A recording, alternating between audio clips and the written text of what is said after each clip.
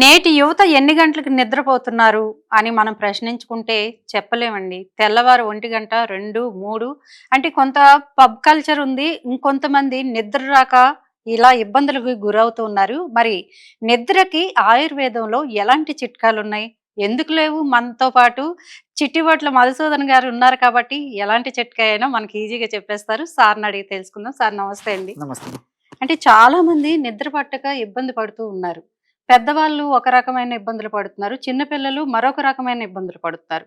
అలాగే కొన్నిసార్లు అనారోగ్యం చేసినప్పుడు అలాంటి సమయాల్లో కూడా నిద్ర కరువవుతుంది. మంచిగా ఒక మనిషి ఆరోగ్యంగా నిద్రపోవాలి అంటే ఆయుర్వేదంలో ఎలాంటి చిట్కాలున్నాయి? కంటి నిండా నిద్రపోతే ఒంటి నిండా ఆరోగ్యం అని చెప్పేసి మన పెద్దలు చెప్తుంటారమ్మా. చాలా బాగా చెప్పారు. మరి ఈ రోజుల్లో కంటి నిండా నిద్ర ఎంతమంది పోతున్నారమ్మా? చాలా మంది. ప్రశ్నార్థకం. చిన్న పిల్లల నుంచి పెద్దల వరకు ఇదే సమస్య. అందరికి. ఎప్పుడైతే నిద్ర సరిగ్గా పట్టదో, నిద్ర సరిగ్గా పోరో ఆ యొక్క ప్రభావము దైనందిన జీవితంలో మనం చేసేటువంటి ప్రతి పని మీద ఉంటుందమ్మా. ఎఫెక్ట్ అంతే కదమ్మా. అవును. సో బాడీ రిలాక్సేషన్ లోకి పోయి నిద్రపోకపోయేసరికి ఆ ప్రభావం అంతా కనిపిస్తుంది. ఈ యొక్క దీనికోసం అని చెప్పేసి రకరకాల ప్రయత్నాలు చేస్తుంటారమ్మా. టాబ్లెట్స్ వాడుతుంటారు, తర్వాత సిరప్స్ వాడుతుంటారు, క్యాప్సూల్స్ వాడుతుంటారు. అదే విధంగా తప్పని పరిస్థితుల్లో మరి ఇంజెక్షన్స్ చేయించుకుంటుంటారు. కొంతమంది అయితే ఈ బాధ భరించలేక కొన్నాళ్ళ పాటు హాస్పిటల్ కూడా అడ్మిట్ అయ్యేటువంటి మానసికంగా కుంగిపోతుంటారమ్మా. కాబట్టి మరి నిద్ర సహజ సిద్ధంగా పడుకున్న వెంటనే నిద్ర రావడం ఆరోగ్యవంతుల లక్షణం. మరి ఆ విధంగా సహజసిద్ధంగా నిద్ర రాకపోవడానికి కారణం ఏంటంటే మెదడులో నిద్రను కలుగజేసేటువంటి మెలటోనిన్ అనేటువంటి రసాయన పదార్థము సరిగా ఉత్పత్తి కాదమ్మా. సో ఎప్పుడైతే అది మెదడులో రసాయన పదార్థం ఉత్పత్తి కాదో, లేకపోతే ఉత్పత్తి అయినటువంటి కొద్దిది కూడా సరిగా పనిచేయదో అప్పుడు మనకు నిద్రలేని సమస్య వస్తుంటుంది. దీన్ని ఇన్సోమ్నియా అనేటువంటి పేరుతో పిలుస్తుంటారు. మానసిక ఒత్తిడి ఉన్నటువంటి వాళ్ళలో ఈ సమస్య మరీ తీవ్ర రూపం దాల్చేటువంటి పరిస్థితి ఏర్పడుతుందమ్మా. ఇప్పుడు మనం చెప్పుకోబోయేటువంటి ఔషధము మానసిక ఒత్తిడి తగ్గేందుకు ఉపయోగపడుతుంది, కంటి నిండా నిద్ర వచ్చేందుకు ఉపయోగపడుతుంది. అంతేకాకుండా మరి ఇంగ్లీష్ మందులాగా లేకపోతే మరొకటిలాగా ఆధునిక కృత్రిమ ఔషధాలాగా అలవాటు అయ్యేటువంటి పరిస్థితి కూడా ఉండదమ్మా. కాబట్టి ఈ నేపథ్యంలో మరొకటి కూడా మనం తెలుసుకోవాలమ్మా. ఆధునిక వైద్యంలో కూడా వైద్యులు మరి నిద్ర పట్టినప్పుడు కొన్నాళ్ళు వాడేసి ఆపేసేమని చెప్తారు, కానీ రెగ్యులర్ వాడమని చెప్పారమ్మా.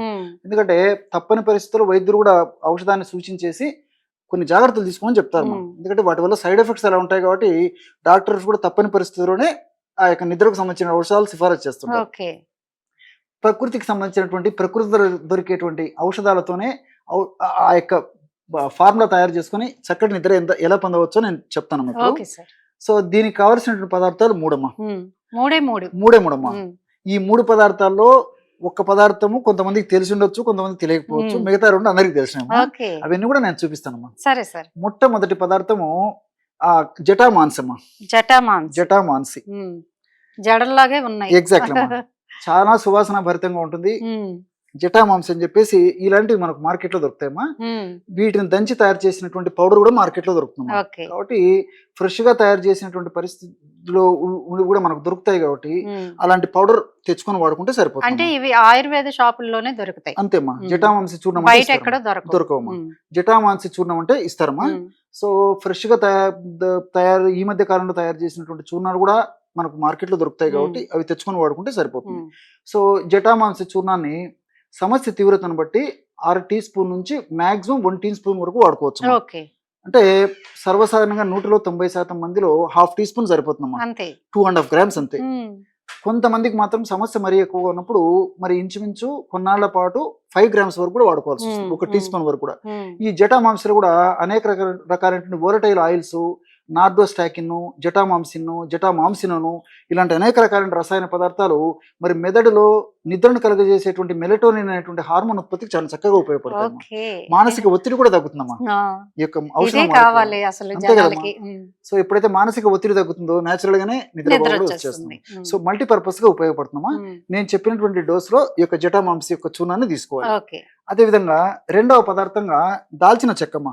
ఇది అందరికి వంటగదిలో నిత్యం మనం వాడుతూనే ఉంటాం ప్రతి వంటలో. ఎగ్జాక్ట్లీ. సో మొదట్లో చెప్పాను కదమ్మా 2 పదార్థాలు అందరికి తెలుసమ్మా అని చెప్పేసి. దాల్చిన చెక్క, ఒంటింటి నేస్తం, ఒంటింటి దివ్య ఔషధం దాల్చిన చెక్క. ఈ యొక్క దాల్చిన చెక్కను కూడా ఇలాంటి మంచి మందపాటి దాల్చిన చెక్కను మనం విచారించి తెచ్చుకొని చూర్ణంలాగా తయారు చేసుకుని ఒక డబ్బీలో సీసాలో పెట్టుకుంటామమ్మా. రాత్రిపూట మనం జటామాంసి చూర్ణాన్ని వాడేటప్పుడు ఆ జటామాంసి చూర్ణంలో జస్ట్ ఒక పించమ్మా, పించ్ పించ్ చిటికెడు. ఎగ్జాక్ట్లీ. సో 2 వేళ్ళు పట్టుకుంటే 2 వేళ్ల మధ్యలో ఎంత పౌడర్ వస్తుందో అంత పౌడర్ అందులో యాడ్ చేసేది సరిపోతుంది. దాల్చిన చెక్క యొక్క పొడి. ఓకే. సో దాల్చిన చెక్కలో కూడా సినమాల్డిహైడ్ అనేటువంటి రసాయన పదార్థం ఉన్నట్లు ఆధునికంగా కూడా నిరూపించడం జరిగిందమ్మా ప్రయోగశాల అధ్యయనంలో. ఈ సినమాల్డిహైడ్ అనేటువంటి యొక్క పదార్థం ఏదైతే ఉందో అది మెలటోనిన్ అనేటువంటి నిద్రను కలుగజేసేటువంటి హార్మోన్ ఉత్పత్తికి చాలా చక్కగా ఉపయోగపడుతుంది. ఓకే. అంతేకాకుండా ఈ యొక్క సినమాల్డిహైడ్ ఉన్నటువంటి దాల్చిన చెక్కను మనకు వాడుకోవడం వల్ల మన దేహంలో సెరటోనిన్ అనేటువంటి ఈ యొక్క సంతోషాన్ని కలగజేసేటువంటి ఆనందాన్ని కలగజేసేటువంటి హార్మోన్ ఉత్పత్తి కూడా ఎక్కువ జరుగుతుంది. ఎప్పుడైతే ఆనందము సంతోషం బాగుంటాయో చక్కటి నిద్ర కూడా పడుతుంది.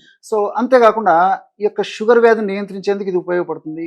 దీంతో పాటు వెయిట్ ను కంట్రోల్ చేసేందుకు ఈ దాల్చిన చెక్క ఉపయోగపడుతుంది. మానసిక ఒత్తిడి తగ్గేందుకు ఈ దాల్చిన చెక్క ఉపయోగపడుతుంది. మల్టిపుల్ బెనిఫిట్స్ ఈ దాల్చిన చెక్కలు కూడా ఉంటాయి. మూడవ పదార్థంగా పచ్చ కర్పూరం. అందరూ మరి ఇది బాగా నోట్ చేసుకోవాలన్నమాట. ఎందుకంటే కర్పూరం అంటే ఉంట కర్పూరము, హారతి కర్పూరం ఇలాంటివి జనరల్ గా వాడుతుంటామా. అలాంటివి పైపూత మందులకు పనికి వస్తాయి, కానీ ఇంటర్నల్ గా వాడుకోవాలంటే ఖచ్చితంగా పచ్చ కర్పూరం వాడుకోవాలి. ఇది తినదగిన కర్పూరం. ఎగ్జాక్ట్లీ. ఇప్పుడు పాయసం కానీ, తర్వాత ఈ లడ్డు కానీ, ఇలాంటి తీపి పదార్థాలు వంటకాల తయారీలో ఈ పచ్చకర్పూరాన్ని వాడతారు. కాబట్టి మనం ఇంటర్నల్ గా వాడుకోవాలంటే ఈ పచ్చకర్పూరాన్ని వాడుకోవాలి. ఇది కూడా మనకు మార్కెట్ లో దొరుకుతుంది.